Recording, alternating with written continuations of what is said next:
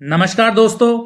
Clawback clause का मामला सामने आने के बाद से ही एलआईसी एजेंट्स इसके विरोध में काम से दूरी बनाते हुए एलआईसी पर इसे वापस लेने का दबाव बनाए हुए हैं।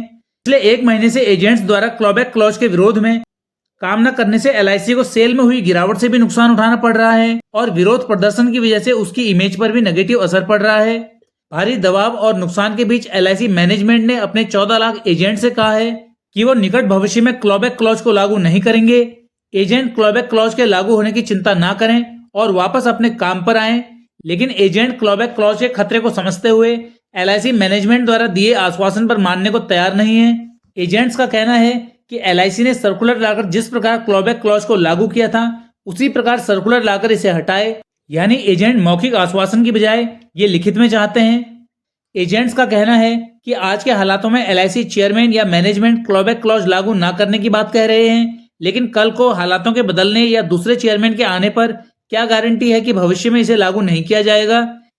एजेंट नहीं चाहते हैं कि उनके सिर पर क्लॉबैक क्लॉज की तलवार लटकी रहे, इसलिए वो इस समस्या से पूरी तरह से मुक्त होना चाहते हैं। एलआईसी की बात करें तो उनके पास बहुत सीमित विकल्प हैं। दरअसल क्लॉबैक क्लॉज को लागू करने का सुझाव इंश्योरेंस रेगुलेटर ईडा का है और इसकी जरूरत पैदा होने का कारण है नए पॉलिसी सरेंडर वैल्यू के नियम, जिसके अंतर्गत अब इंश्योरेंस कंपनीज को अपने पॉलिसी होल्डर्स को 1 साल बाद पॉलिसी सरेंडर करने पर गारंटीड सरेंडर वैल्यू के साथ पहले से बहुत अधिक राशि वापस लौटानी है और एजेंट को 28% कमीशन भी देना है।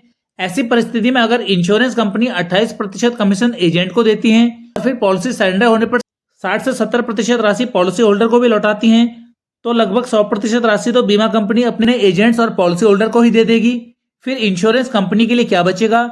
और इंश्योरेंस कंपनी पॉलिसी होल्डर को सरेंडर करने तक जो रिस्क कवर, क्लेम और अन्य बेनिफिट्स देंगी वो कहां से देंगी?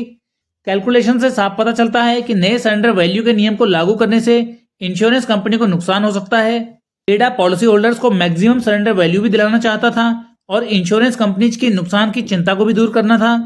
इसलिए ईडा ने लाइफ इंश्योरेंस कंपनी से क्लॉबैक क्लॉज लागू करने को कहा।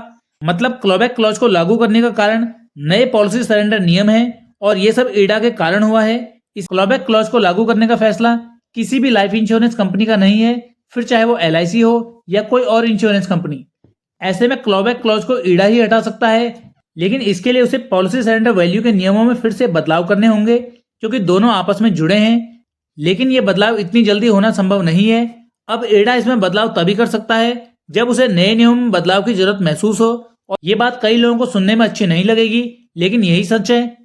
जहां तक लाइफ इंश्योरेंस कंपनीज की बात है, वो शुरू से ही नए नियमों के खिलाफ थे। उन्होंने ईडा से बार बार पॉलिसी की सरेंडर वैल्यू न बढ़ाने को कहा था, क्योंकि नए नियमों के लागू होने से लाइफ इंश्योरेंस कंपनीज को ज्यादा नुकसान पहुंचेगा। पहले पॉलिसी सरेंडर के जो नियम थे उनके अंतर्गत कम से कम 2 वर्ष तक पॉलिसी में प्रीमियम भुगतान करने के बाद ही पॉलिसी को सरेंडर किया जा सकता था, और यदि पॉलिसी होल्डर 2 वर्ष से पहले पॉलिसी में प्रीमियम जमा कराना बंद करता था तो वो पैसा डूब जाता था, यानी वो पैसा इंश्योरेंस कंपनी को मिलता था, जिससे इंश्योरेंस कंपनी को बड़ा फायदा होता था। लेकिन नए नियमों में अब ऐसा नहीं होगा, जिससे इंश्योरेंस कंपनीज को नुकसान उठाना पड़ेगा। इस प्रकार ईडा के नए नियम एजेंट्स और इंश्योरेंस कंपनीज दोनों को नुकसान पहुंचाने वाले हैं। अब एजेंट्स की डिमांड है कि एलआईसी क्लॉबैक को खत्म कर दे। एलआईसी के लिए ऐसा करना संभव नहीं है, क्योंकि ये पावर ईडा की है। एलआईसी ईडा के फैसले को कैसे पलट सकती है? लेकिन एलआईसी ये कर सकती है कि वो क्लॉबैक का नियम लागू ना करे और नए नियमों से पॉलिसी सरेंडर पर जो भी नुकसान हो उसे खुद उठाए। फिलहाल एलआईसी के लिए जो कर पाना संभव है वो वही करने की बात कह रही है। एलआईसी खुद चाहती है कि ये नियम लागू ना हो, लेकिन ईडा के सामने एलआईसी की पावर सीमित है। ठीक उसी प्रकार जैसे बैंक्स को आरबीआई का फैसला मानना पड़ता है, फिर चाहे बैंक प्राइवेट हो या एसबीआई। दोस्तों, हम यहाँ पे एलआईसी का पक्ष नहीं रख रहे हैं, बल्कि वास्तविकता सामने रखने की कोशिश कर रहे हैं, क्योंकि लाखों एजेंट्स इस उम्मीद में अपना काम बंद करके बैठे हैं कि एलआईसी उनके काम न करने पर दबाव में आकर क्लॉबैक क्लॉज को वापस ले लेगी। क्लॉबैक क्लॉज वापस होना चाहिए, हर हाल में होना चाहिए, लेकिन एलआईसी के बॉस ईडा के द्वारा। अभी एलआईसी के लिए ऐसी स्थिति बनी हुई है कि ना क्लॉबैक क्लॉज को निगल सकते और ना उगल सकते, क्योंकि अगर निगलने की कोशिश की तो एजेंट्स पीछे पड़ जाएंगे और अगर उगलने की कोशिश की तो ईडा का डंडा चलेगा। आज तो एलआईसी से लागू नहीं करेगी, लेकिन जब पॉलिसी सरेंडर के केस बढ़ेंगे, एलआईसी को एजेंट्स को पूरा कमीशन और पॉलिसी होल्डर्स को मैक्सिमम गारंटीड सरेंडर वैल्यू देनी होगी। फिर एलआईसी लॉस को कैसे मैनेज करेगी? एजेंट ये बात जानते हैं, इसलिए वो काम रोककर एलआईसी पर प्रेशर बनाने की कोशिश कर रहे हैं। यानी फिर LIC को क्लॉबैक क्लॉज को लागू करना ही पड़ेगा। ऐसा नहीं है कि ये प्रेशर बेकार जाएगा, क्योंकि अगर लंबे समय तक काम बंद हुआ तो प्रेशर ईड़ा पर पड़ेगा और फिर प्रेशर में उसे कुछ ना कुछ कदम उठाना पड़ेगा, जिससे एजेंट्स और इंश्योरेंस कंपनीज दोनों को राहत मिल सकती है। लेकिन वो तब होता जब नई पॉलिसी सेल करने का 100% काम रुक जाता। इंश्योरेंस एजेंट्स बड़ी ईमानदारी से काम करने में लगे हैं और इस तरह ईड़ा तक वो मैसेज दे रहे हैं कि हम आपके साथ हैं, यानी नए नियमों के सपोर्ट में हैं। ऐसे में कुछ एजेंट कितने भी दिन तक काम बंद करके बैठे रहें, लेकिन परिस्थितियां वैसी ही बनी रहेंगी। शुरुआत में कुछ दिन इंश्योरेंस कंपनीज को इससे फर्क तो पड़ेगा, लेकिन विश्व के नंबर 1 जनसंख्या वाले देश में बेरोजगार युवक एजेंट्स की उस कमी को फिर से भर देंगे। नियमों में बदलाव के बीच कुछ दिन की उथल पुथल का अंदाजा ईड़ा को भी है और वो इसके लिए तैयार है। किसी को ये बात आज समझ आए या 1 माह बाद की परिस्थिति देखने के बाद, परंतु इस पिक्चर का एंड कुछ ऐसा ही होगा, क्योंकि बेरोजगारी से परेशान युवकों को जब 28% कमीशन मिलेगा और क्लॉबैक क्लॉज की समझ नहीं होगी तो उन्हें ये 28% कमीशन आकर्षक लगेगा और उसे पाने के लिए वो जी जान लगा देंगे, क्योंकि जिसने 35% कमीशन का स्वाद नहीं चखा उसे इसके 28% होने से कोई फर्क नहीं पड़ेगा। शायद वो आवाज तब उठाएंगे जब उनके 28% कमीशन में कमी की जाएगी। इस प्रकार ये सिलसिला इसी प्रकार चलता रहेगा।